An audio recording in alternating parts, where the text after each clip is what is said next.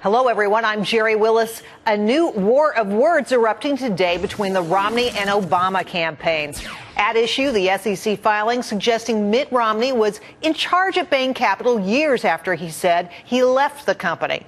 The Obama campaign says Mitt Romney was at the very least lying, some even suggesting a criminal investigation. Mitt Romney is responding tonight in a one-on-one interview with Fox News' Carl Cameron. We'll hear about that in just a minute.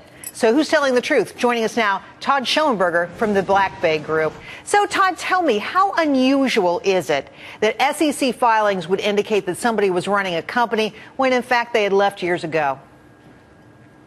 It's not unusual at all, Gerri. I mean, for several reasons. One, there's not a specific time frame, first of all, when you do the filing. So you have to suggest that what the SEC is receiving from Bain Capital, I mean, they're just receiving a simple form. I mean, you simply go on a website, you fill out this form on the SEC.gov site, and that's it. But it really just is going to show you who the equity owners are of the company and really any other changes that take place. You're not going to have the duties or responsibilities that are listed. So moving forward, there's nothing unusual about this at all. And it's clear to me that the Obama administration is just reaching. Well, reaching, but, you know, do you think this is going to have legs?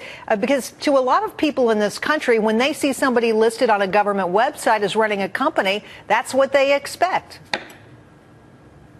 Well, look, every company has to do this. And remember, this is a private equity firm that we're talking about.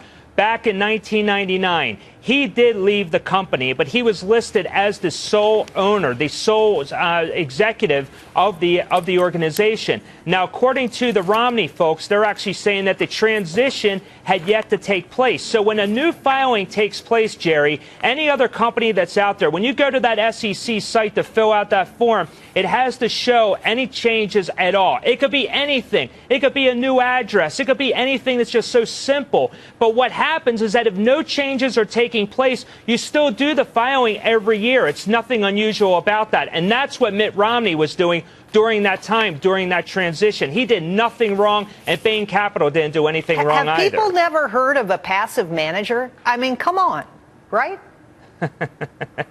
Well, you're right about that, but I think that's the issue that we're talking about. Look, you could think of any company out there, Coca-Cola, even Warren Buffett's Berkshire Hathaway. We don't know who the real person's going to be to succeed Warren Buffett, but there's not going to be any type of filing with the SEC until there is, because it's public information. So with the Romney camp and with Bain Capital going forward, look, they didn't do anything wrong because there were no changes at that time. He's busy with the Olympics at that time. And I got to tell you another thing, Gerri. Bain Capital realistically did not have to go out and make these filings. Once they filed something with the commission, they were doing that only because of the business that they were doing at that time. Because we're talking about publicly traded companies. Maybe they're talking about to different investors. But the point being, to be clear here, though, Todd, I mean, Bain wasn't the publicly traded company. The companies they were investing in might have been publicly traded.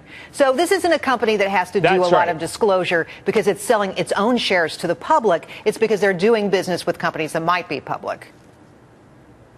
That's right. However, you can get exemptions, though, and that's the thing. They weren't seeking exemptions. They were out there actually. They were